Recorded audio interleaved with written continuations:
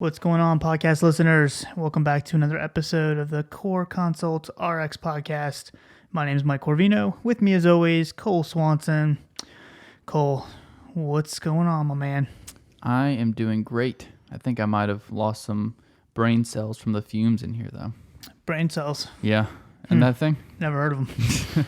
Got none of that. From the smells you talking about from the freshly coated paint on the studio walls? There's a little painting done in here. It looks great. Thanks, man. Always improving. That's right. Wait till you guys see the metal that's going to be installed The metal. to hold up the studio lighting. Oh, yeah. Oh, that's coming. Wife is really excited about that move. Thanks, Amazon. Thank you, Amazon. Shout out. It's going to be cool. So if you're watching the video version, stay tuned for that nonsense eventually. If you see any lights on the ground, those will soon be suspended I see them. in the air. Yeah, instead of on the ground where you can't see them and they're not useful, Yeah. except for blinding us. We had to turn them off today because they're literally just putting light right into our eyes. They're very bright. So maybe we're going to have to wear makeup or something. Maybe know? not. It's a no-go. It's a no-go. So this is a true story, speaking of that. So like 2 episodes ago, right before we recorded the episode, I had done a super quick thing on TV, like ABC, for this opioid addiction interview, like a panel that they were doing. Yeah, you can check it out online. He's famous now, so it's definitely not true. But anyways, so they forced me to wear makeup for this thing on TV because they literally held him down and strapped him. they were like, you have to because you're gonna look like you're super ill if you don't have this makeup on. So I was like, fine, I'll wear makeup. And so I was in such a hurry because once we finished, I had to leave straight from there and come home and record because Cole was we were scheduled to record that night. So plus we had a guest on and all that. So I had this makeup on my face, didn't look in the mirror, came home. Cole saw me, we recorded this podcast, all this was over. And then I was telling him about the TV thing, which he had no idea about. And he said, oh, is that why you have makeup on? And I was like, oh, yeah, I guess I do still have it on my face. And he said, yeah, I noticed. I just thought you were trying a new thing. And I was like, what? So I was just like a little offended that he just thought that was just my new thing. I was just going to start wearing makeup. Well, I was like, Mike, he wants to look good for the podcast. Yeah, you never know. Videotape, we have a huge YouTube following, so he just wanted to look good under the lights. Yeah, I mean, no offense if you're, like to wear makeup, good for you. Probably look a lot better than the rest of us. But I just feel like that, was rude of him to assume that's my new thing. Yeah, Mike's not a makeup wearing guy. No, that's for sure. No, makeup's not gonna fix this. It is what it is. All right, what are we talking about tonight? We are talking about atopic dermatitis. Atopic dermatitis. Doing another derm topic that we're not qualified to talk about. Why not? I think the last one was acne. I don't know if we did psoriasis. I think that's it. Mm-hmm. Yep. We did psoriasis. Has been like quite a while ago, I think. Yeah, they've both been a while. So we're due. We hit all the systems and we just kind of rotate, Mm-hmm. That's all you can really do. Via the dartboard. You just throw a dart. Yep, that's what we're talking about. Yep. And it's just us tonight. No just guests. Us, no guests. Got no Pete. Got no Steve. Nothing. Yeah, what the heck? Pete's still not here. I know. Pete's fired. He's not in Germany, though. Yeah, he's not in Germany. So you guys hope you enjoyed Pete's one episode because he's fired. Hope he's listening. No severance package. None. Nothing. So atopic dermatitis, we're going to kind of go through some brief intro stuff, talk about the pathophys a little bit, and then we will kind of talk about why it's important, and then some of the treatment options, and kind of close with what else is coming on the horizon, I guess. Yep. And so it's a chronic, pruritic, so itchy, inflammatory skin disease, seemingly of unknown origin. We'll talk about the patho. It's not super clear, but they have some theories. It frequently begins in infancy, but also affects a substantial number of adults. It's kind of non-specific when you're trying to diagnose it, especially because it usually just starts with itchy skin. So you got a kid coming in saying, hey, my skin itches. And there's a lot of other things that it could be, like scabies, seborrheic dermatitis, contact dermatitis, other things like that. Psoriasis, it could be something more serious like a cutaneous T-cell lymphoma. So you got to tease all that out, and eventually you may get other symptoms that come along with it, which we'll go through. It's part of something I think is pretty interesting. A lot of times patients who have atopic dermatitis will go on to have other issues with allergies and asthma, like food allergies, asthma, allergic rhinitis. As they go throughout their life, they'll struggle with this. and you probably knew people like this. Whenever I think of it, I think of Jimmy Neutron, and I can't even remember there was the 3, and then there was the guy who was a little larger, and he was allergic to everything, and he had itchy skin, and he was always blowing his nose and stuff like that. There's people who, it's like, man, why do you have so many allergies? I feel sorry for you. And these all kind of go together, and they think that one of the more prominent theories is it has to do with elevated levels of IgE, immunoglobulin E, which kind of adds to all the other allergy issues that they'd have throughout their life. There also seems to be a genetic component as well. For instance, there is certain loss of function mutations that can happen in what they call the filigran gene, or the FLG. That's directly involved with skin barrier function, and it seems to be this loss of function mutation seems to be a major risk factor for developing atopic dermatitis. And there's others as well, but there's definitely a genetic component. They've done studies where children with one atopic parent will have a 2 to 3-fold increase of developing atopic dermatitis themselves. And then if both parents have it, there seems to be a 3 to 5 time increase of having atopic dermatitis. So definitely a genetic component as well. It is pretty common overall. Oh, and his name was Carl, by the way, Jimmy Neutron guy. Yeah, it is pretty Carl. common overall. About 10 to 12% of children will have some sort of atopic dermatitis, and around a little less than 1% of adults. But some other symptoms other than just itchy skin would be xerosis, which is a dumb way of saying dry skin, lichenification, kind of rubbery skin, which I feel like comes from itching, but I guess it can just arise from the disorder itself. Eczematous lesions, frequently it's early onset of age. I mentioned that. It's chronic, but a lot of times it relapses and then flares up, which we'll talk about that in the treatment. So you'd want to use certain things during relapse to prevent a flare-up, and then use other things during a flare-up potentially. And yeah, they're more prone to staph infections, and that kind of plays a role throughout the course of this disease as well. Yeah, definitely can lead to some social insecurities as well, especially because this is very prevalent in children, and because it shows up on the skin. Kids, I don't know if you were ever a kid in high school, or especially like in middle school, but kids can be ruthless, and really? It can lead to a lot of problems with anxiety and social discomfort with children that have problems with eczema, especially in areas that are very visible.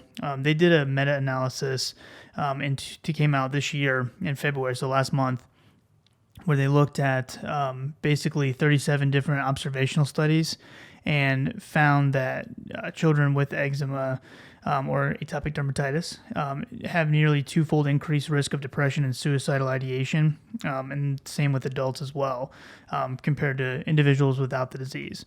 So definitely something to be kind of screening for. Even if you're in a dermatology office, always make sure that you're giving the patients a PHQ-2 at least, or a PHQ-9, or some other form of deciding whether or not the person may have some symptoms of depression, and kind of keeping that in the back of your mind, because definitely seems to be correlated. Yeah, unfortunately, I think sometimes I was that ruthless person. Were you? I like to think that I wasn't, but you seem like a bully. I know. I'm a bullyish kind of guy, aren't I? What's ridiculous is I was actually a big old dork in like middle school. Really? And yeah, so I'm more of the sarcastic bully now. And then that's why you decided to beat people up for a living. Just total insecurity. Taking on those bullies. Yeah, you're not gonna beat me up anymore. No more wedgies. No more swirl. Do people do that anymore? Wedgies and swirlies? Couldn't tell you. I don't think they do. You know? You never. I feel like nowadays you'd end up on CNN if you were doing that. You probably would. Yeah. Who knows? Interesting. Yeah, it's probably not great idea if you're thinking about trying it. There's gonna be a whole generation that has no idea what a swirly is. I never had one, so actually I really don't know either. I've heard about them. Heard they are not super fun. Yeah, so. I don't think so. But we talked a little bit about patho. So yeah, IgE elevation, prominent theory. A common secondary theory is that there's a primary defect in the epithelial barrier.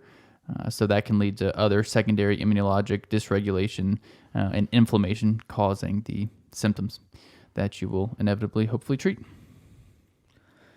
So what do we do when a patient actually has a diagnosis of atopic dermatitis, this is something that they're going to have to deal with in their life. So how do we kind of treat the symptoms, prevent these flare-ups, if you will, and help them to live a somewhat normal life?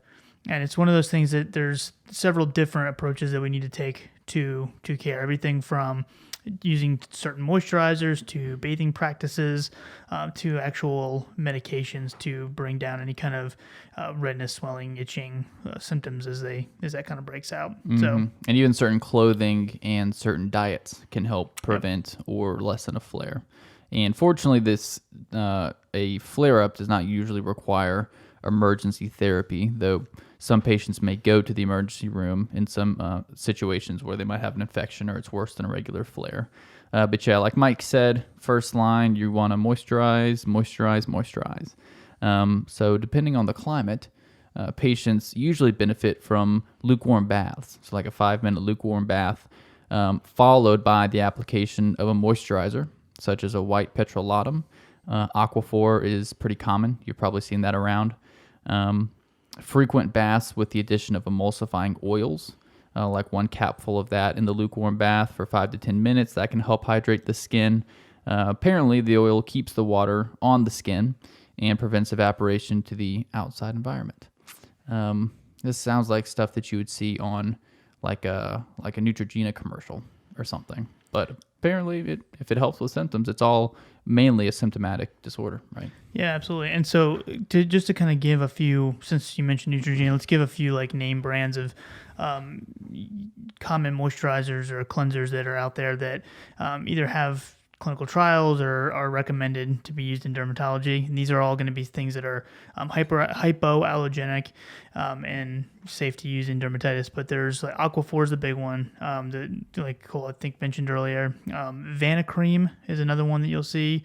Eucerin is one.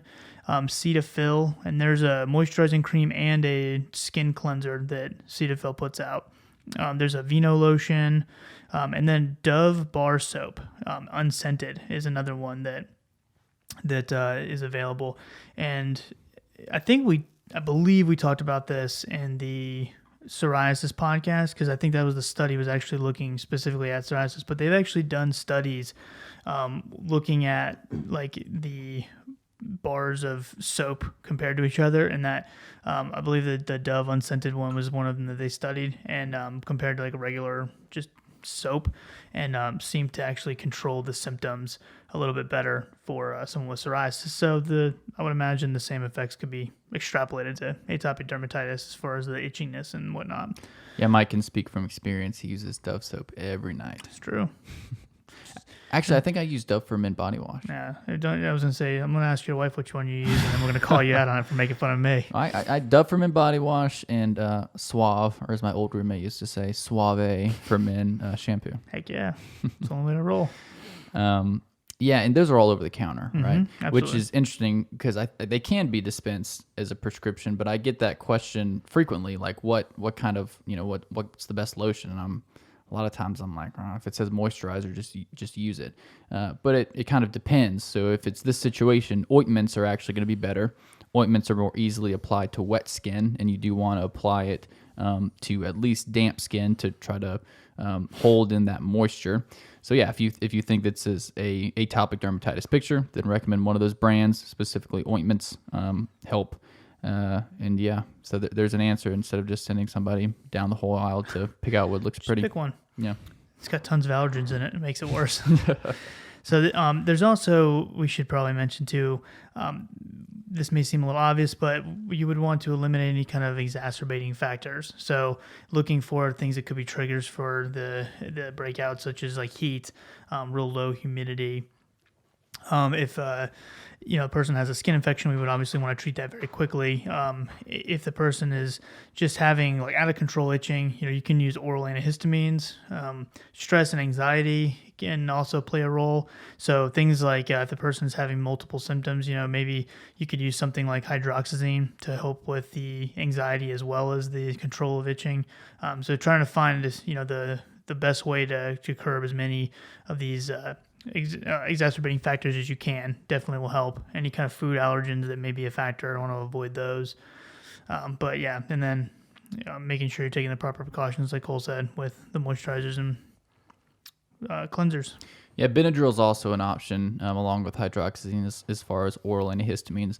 And they'll only help with the itching. They're not going to help with the rash or whatever dermatitis you have just with that symptom. And I was talking to a patient who has this the other day, and she was asking me if there's something better than Benadryl. And I'm like, well, I don't know I guess you could, because she says it just puts her to sleep. I'm like, I don't know. I guess you could use a non-drowsy antihistamine. It seems like it would work, but I don't think it's really been looked into. I think it's mainly hydroxyzine and Benadryl. I don't know. Maybe somebody should look into it. But along with avoiding things that can cause the breakouts, so clothing, I think you mentioned clothing. Cotton is comfortable. It can be layered in the winter, but wool products should probably be avoided. That can exacerbate. You want to wash your clothing in a mild detergent without any bleach and without any fabric softener. So you're usually looking at unscented detergents there, and a lot of times they'll say something like mild or unscented or no fabric. I mean whatever the not flavor fragrance. No flavor in this. You can drink as much as you want. You won't have any flavor. Tide Pod. Well, Tide Pods probably have a flavor. Don't eat those. I heard that's actually becoming a big problem. Yeah, I think hopefully it's come and gone, but cool temperatures, so that can matter. So if you argue with your wife over the thermostat, but you have atopic dermatitis, and you can say, hey, it needs to be on 68. I was talking to my brother. I think he keeps it on like 64. Oof. Craziness. So we keep our house done like that too. Yeah, well, you have a huge dog. Yeah, I know. I think what he needs. That's my excuse. Yeah. Babe, listen. Look how comfortable he is. He's sleeping so well. He'll be laying on his back. Ginormous. But yeah, cool temperatures at night, because sweating can cause irritation and itching. And I'm not looking at it right now, but I think I saw that swimming in pools can be helpful because it can be somewhat soothing. So on a hot day, sweating is no good, but if you're in the pool, then that's okay. And a lot of times you're dealing with babies that have this similar situation. So when I was talking about the baths, 3 times a day is not a great burden for an infant, because a lot of times they're at home. But for an adult, those lukewarm, quick baths, probably once to twice is probably all you'll be able to manage, unless you just stay at home a lot. Yep. So I know we've kind of already beat this topic up already, but there's a couple of moisturizers that I've never really heard of, but I figured I'd share them with you because they were looked at in this big meta-analysis that was conducted in 2017.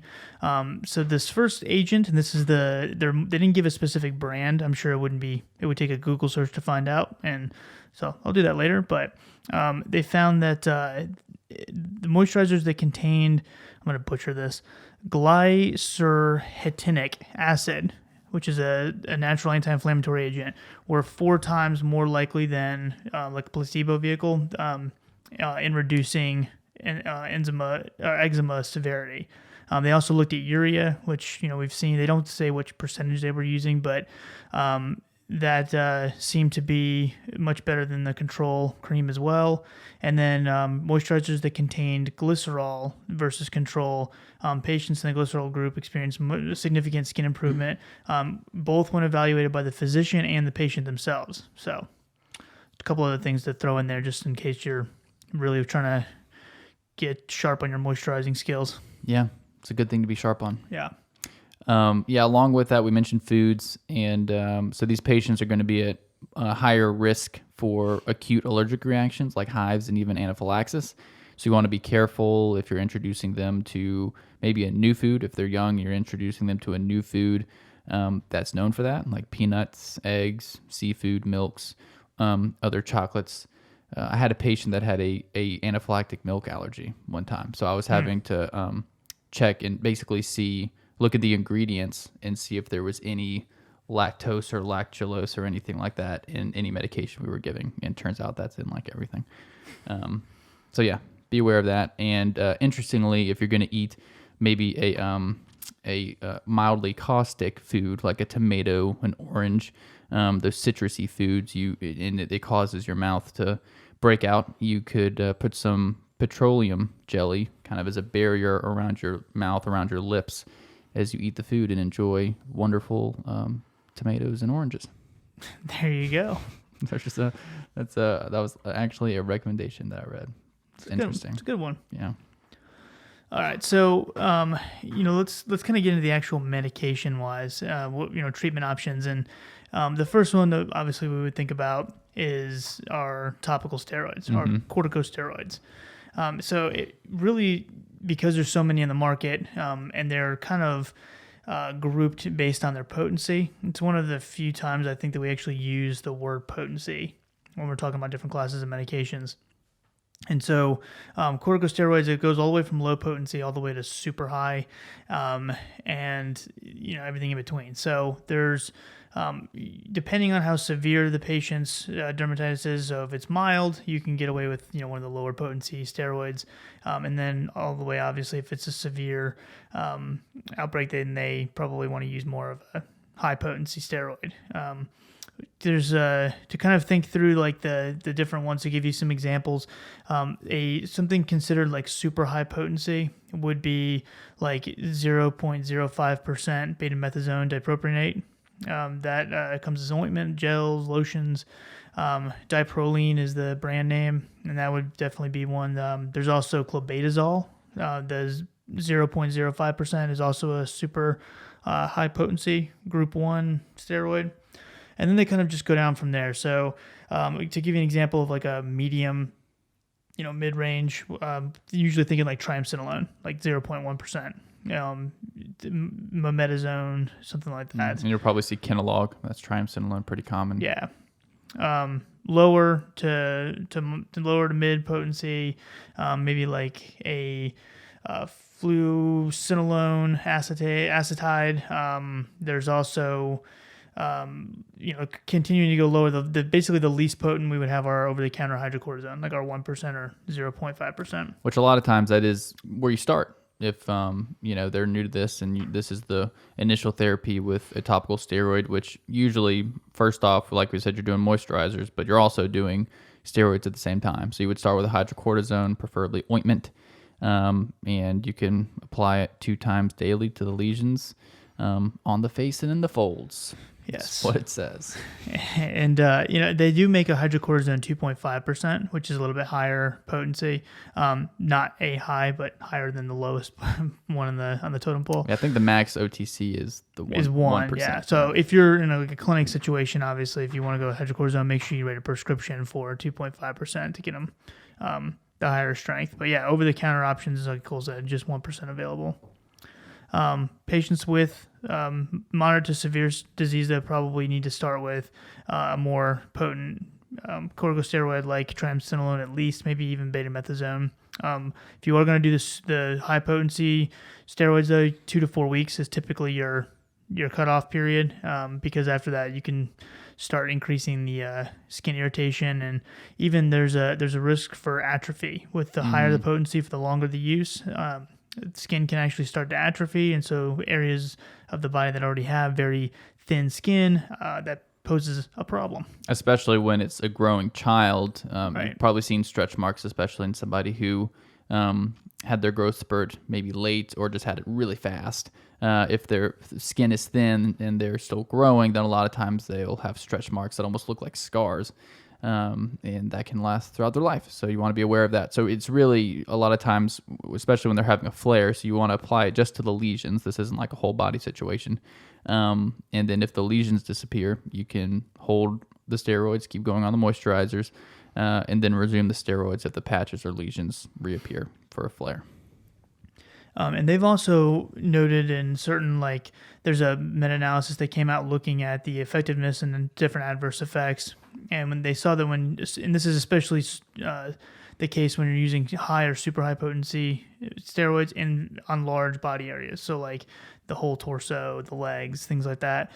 You can actually run the risk of getting enough systemic absorption to where you can have some adrenal suppression. So almost like a Cushing syndrome type situation. That's a lot of topical steroid. And frequently you'll see, to avoid certain areas like the eyes, the mouth, genitals, that sort of thing. There was a big study in the Netherlands that looked at the use of topical corticosteroids around the eyelids and the periorbital regions, and they determined it was actually safe with respect to inducing glaucoma or cataracts. So hopefully that's safe, but I would still, if you don't have to put it in those areas, just avoid it and wash your hands after applying. So that's steroids. That is steroids. So those are the two most common ones. Before we get into these next ones, it's probably going to need to be a pretty severe case that's causing the patient a lot of issues, right? And so another option that you can go with is the topical calcineurin inhibitors, which we have 2 of them on the market right now. The cheapest option being tacrolimus Protopic. The second one is the al.The cream. I think al.The is still brand name only. Yes, as far as I know. But those are 2 that I feel like I've seen that. No, it's I mean it's brand. You're right. It's brand. Okay. Still. So those are going to be a non-steroidal immunomodulating agent. So they're not going to cause the same risks for skin atrophy, and they can be used as an alternative. So the good thing is you can use these on the face, the eyelids, the neck, skin folds, without worrying about the same adverse effects as steroids. Still applied twice a day, just like steroids. And the tacrolimus is actually coming down in price now that it's generic and not too terrible. al.The was still pretty outrageous at one point, but tacrolimus is not too bad. Yeah, and these are great. They compared them to placebo and hydrocortisone 1, and they were better. But like Mike said, little absorption occurs. So other side effects from oral calcineurin inhibitors you're not really concerned about with these, which is great.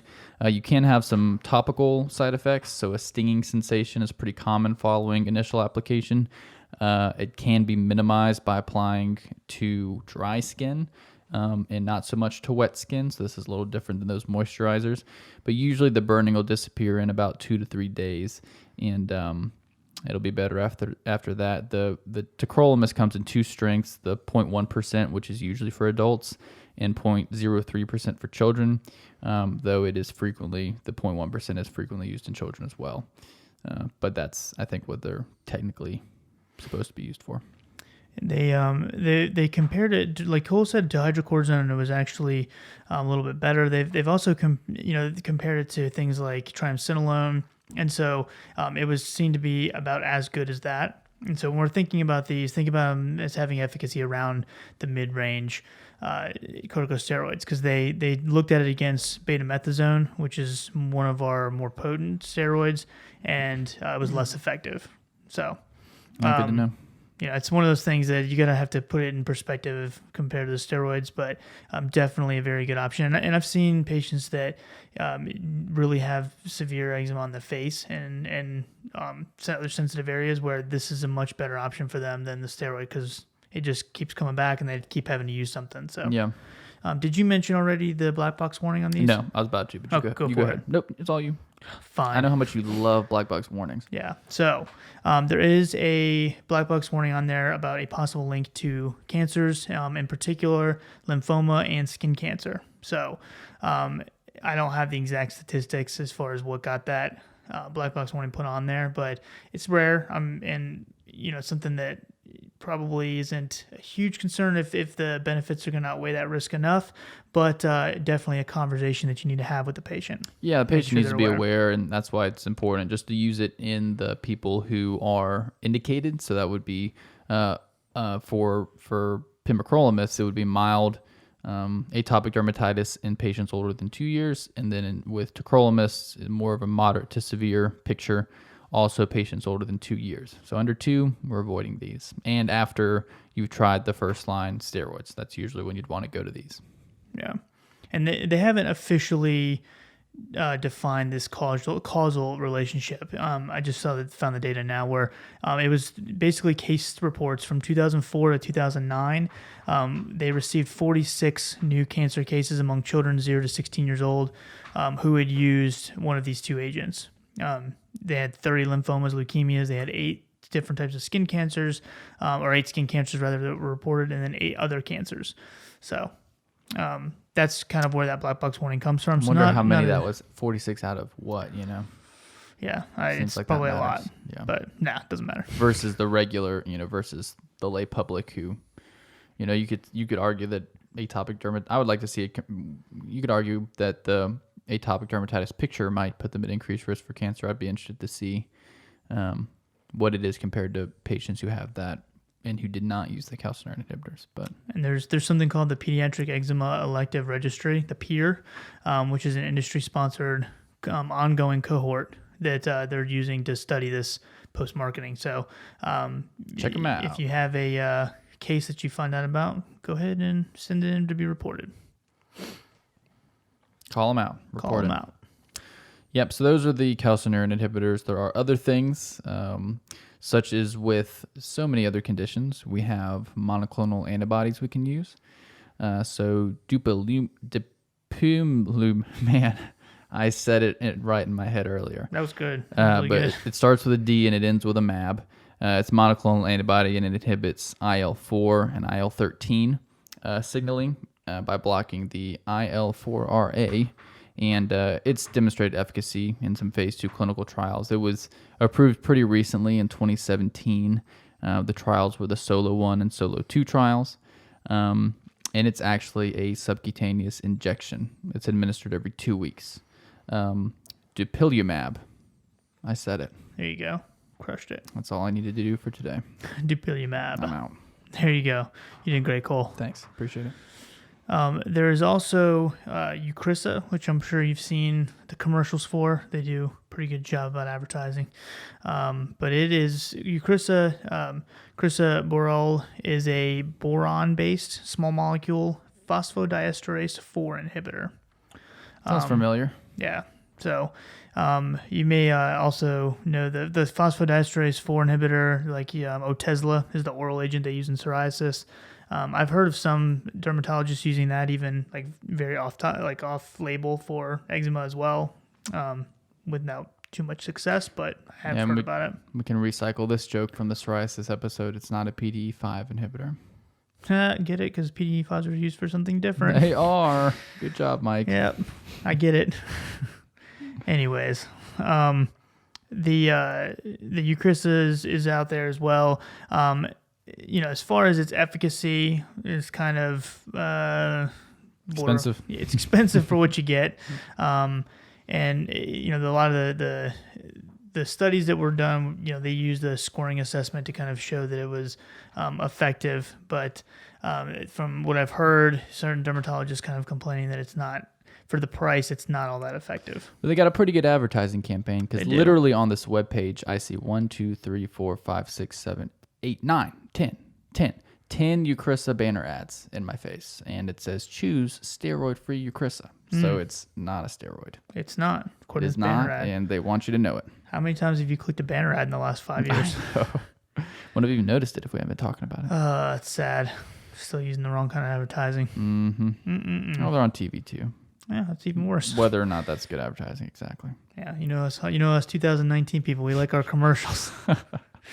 Oh wait, I can fast forward through all the commercials? Oh shoot. Terrible. Anyways, we're starting our marketing podcast very soon. Podcast is where it's at. That's where you want to advertise. Hint, hint. Yeah, get it, guys? Wink. Wink. Yeah, probably not. Not ours, obviously. A good podcast. All right.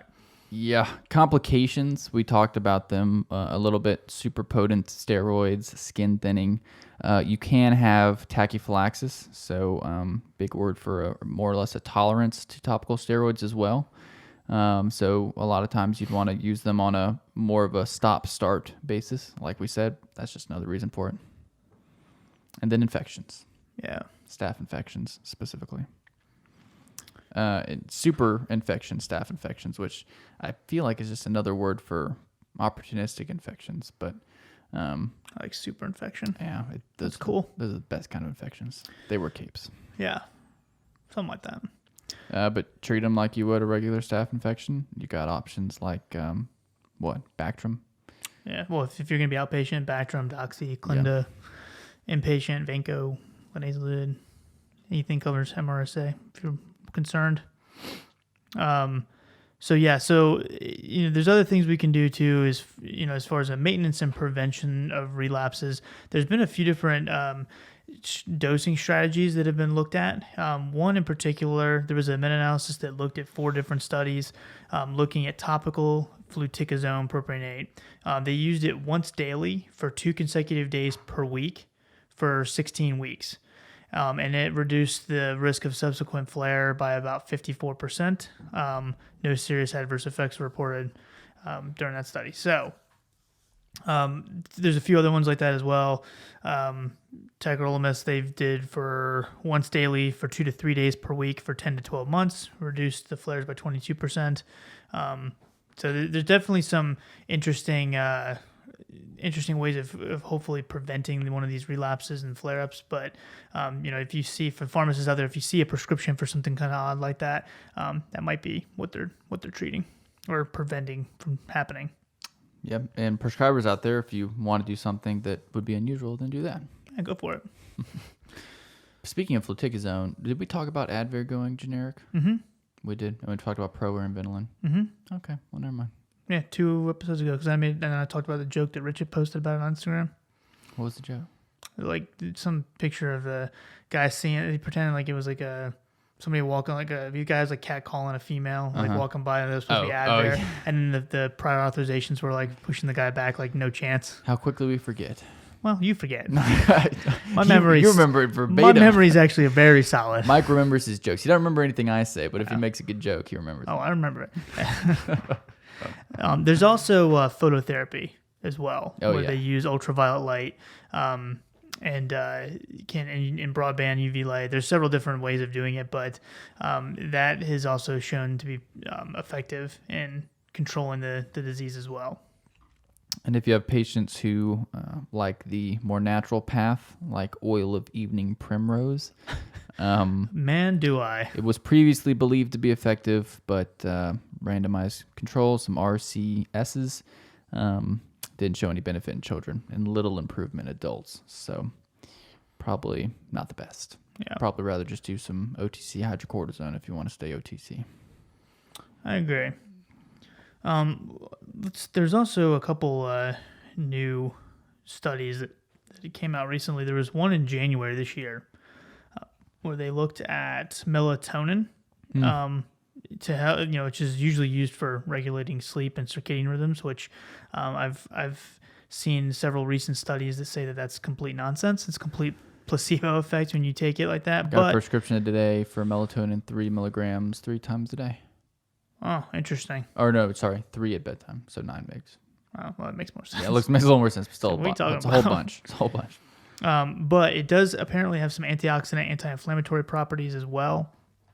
And so they did a study, again, January 2019, where they randomized 70 different children that had atopic dermatitis and gave them melatonin 6 milligrams an hour before bed for 6 weeks. And they were allowed to continue their usual treatment with topical steroids or emollients or whatever it was. Children with the melatonin group had a greater improvement in the total scoring atopic dermatitis score, SCORAD, from baseline, and total children's sleep habits questionnaire score also was improved, but not in the pruritus score. Treatment was well tolerated, no adverse effects were reported. However, as atopic dermatitis is a chronic disease, obviously requiring further studies would be needed, is what they kind of concluded on up to date. The safety data is pretty solid on melatonin, probably not going to cause any problems, but at least they're looking at it for this. It's one of those things, I don't know that it would help much, and it's a super small study, and there's a lot more information we would need, but it's probably not going to hurt anything. So it's interesting, especially for people. I mean, I know people who tried a whole bunch of stuff and they don't like taking meds, or the meds they've been taking haven't been working that great. So who knows? It's worth a shot, I guess. Yeah. I've heard some people say probiotics can be helpful. I read about that too. So in December 2018, there was a study published, a big meta-analysis that had 39 different studies. They looked at patients with mild all the way to severe, and then they were basically looking at the ones that had been given lactobacillus or bifidobacterium species, and or placebo, and kind of looked at the severity of atopic dermatitis, sleep loss, quality of life, pruritus, all that. There was a modest reduction of uncertain clinical significance, is how it was labeled, for the scoring atopic dermatitis score in patients that were taking the probiotics. But they basically concluded by the end of the study that it is not effective. There you go. December 2018. Don't waste your money. They seem to be just the wonder drug these days because everybody's like, well, gut bacteria just is involved in everything, but I don't know. No. We're waiting and seeing. And while we're at it, montelukast. Yeah, let's do it all. Let's do it all. I'm going to go through all these studies since there was like 4 other ones that have been updated recently. Basically, long story short, November 2018, another big meta-analysis looked at 5 different studies, concluded that montelukast did not decrease symptoms or decrease pruritus, any of that. So not effective. That's unfortunate because these patients are almost always put on it because they frequently have the asthma allergy picture. And, that's like, ooh, here we go. Singulair, bang, asthma allergy. Yeah. Kind of wish it would help. Well. Wishing's not going to do anything, is it, Mike? Yeah, wishing's not science, so let's go on from there. I'm just kidding. So, I think definitely right. There's going to be patients that are taking it, but it's not really going to necessarily help with their atopic dermatitis specifically. No. But yeah, that's the newest and latest news that have come out in these big meta-analyses. Heard it here first, folks. Yeah, unless you read other stuff like UpToDate. Unless you're up to date on your information. Then you didn't hear it here first. Then you already know what we're talking about. What else? What else did we miss? Anything? That's all I got. I didn't think we were going to be able to go that long on this one. Phew. We did good. Crushed it. Yeah. It's called preparation. Yeah, well, something like that. Mike may or may not be teaching on this tomorrow, so hopefully he's prepared. I am. I actually, this is my preparation right here. There we go. And it's done. Students, I'm going to peace out tomorrow. Just listen to our podcast. Yeah, that'd be good. And play. Yeah. Class is a little short today. That's only going to be like 45 minutes. You just need to... You just need to get like a fat head of yourself and like post it on the wall and then put a monitor right where your face is. And then play the 360 video. They'll literally never. They would never know the difference. Never. Yeah, just give it some big muscles and a beard and then you're good to go. Yeah. It's a solid move. Don't even need to teach. Solid move. There's no way that could backfire on me. Sleeping in tomorrow. No, actually, I'm meeting my students there at 6 a.m. What? It's nonsense, right? Why? Well, because a lot of them said they wanted extra help outside of class, and so I was like, all right, let's see who's game. 6 a.m. A bunch of them said they would show up, so we'll see. Mike Corvino goes the extra mile. It's not that. I just want to see what people are made of. Yeah, just testing them. Just really want to see what people are made of. See if they got the sauce. They stand up and get there. I'm like, all right, these people are game. They want to learn. It's gonna be pants time for them soon, right? Yeah. No. Well, that's the first class I taught. This is all brand new PA students. Has your first class taken the pants yet? Mm-mm. Okay. Huh. Nope. Interesting. Hopefully it goes well. Stay tuned. If they all fail, it was my fault. It wasn't me. We'll blame ClinMed or something else. Yeah. I was never there. But yeah. Anyways, now that I've given you some insight on how I teach, and y'all are very concerned. concerned for these patients. I mean, these people. These poor students. Yeah. All right. Well, I think we are going to wrap it up today, but we will definitely be continuing on with our random topic series of podcasts. Episode 59. And we've thought, I haven't told Cole this, so I'm surprising him now, but I've actually thought about doing like an MTM episode for community pharmacists, since both of us have some experience with that. So I have a couple community pharmacists on social media that are gauging different forums and things like that from different community pharmacy groups on Facebook and getting us ideas. So Cole, I think we're going to be doing MTM here pretty soon. Awesome. Yeah, they're not scary, guys. They're really not. It's not bad at all. You know what to talk about. You just talk to the people. Sometimes they ask why you're calling because they haven't used your pharmacy in 3 years, but it's okay. Yeah. Oh, well, sometimes they think that you're a scam artist trying to get information from them. My first call on Mike's rotation, the poor lady thought that.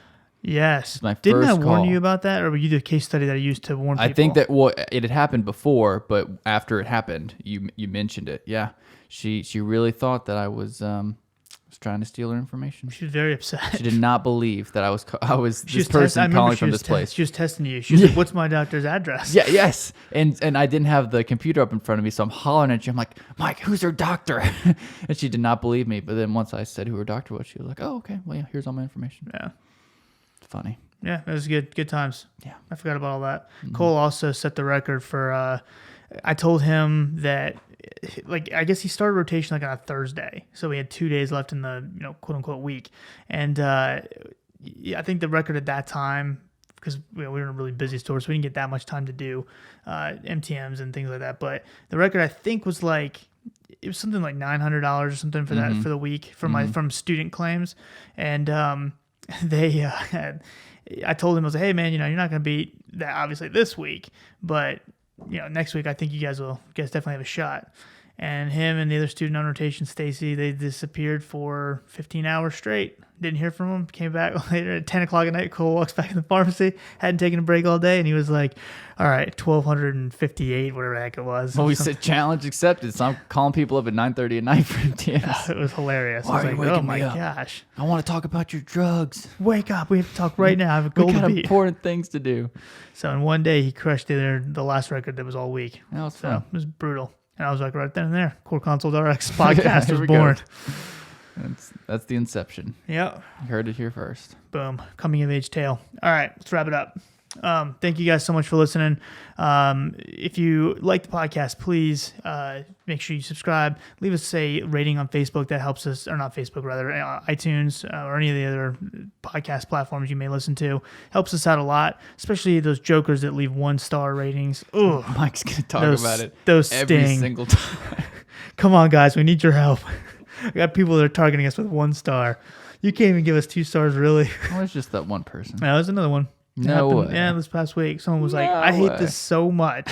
I'm giving it 1 star. I'm going to take the time to find out where I need to rate it and give it 1 Well, star. there's probably people who just go around to every podcast and just do one. They're just that type of person. That's their personality. They're just going to 1-star every single podcast just to spite the world. Maybe. I don't know. Either that or our podcast is terrible. It's one It of could the be. two. It very well could be that. It might be that. So if you guys do, on the off chance you guys actually like it, make sure that you leave us a rating. It helps us out a lot, and we will definitely try our best to answer any questions, emails, anything like that we get. And if you don't hear back from us soon after you write an email, give us a little bit. We try to go back and reach out to everybody, but sometimes we get a little backed up. So we will definitely do our best to reach out to y'all. Thank you guys so much for the emails we have gotten. The comments, suggestions have all been super great. And we really appreciate you listening. So we will catch you next time. Y'all take it easy.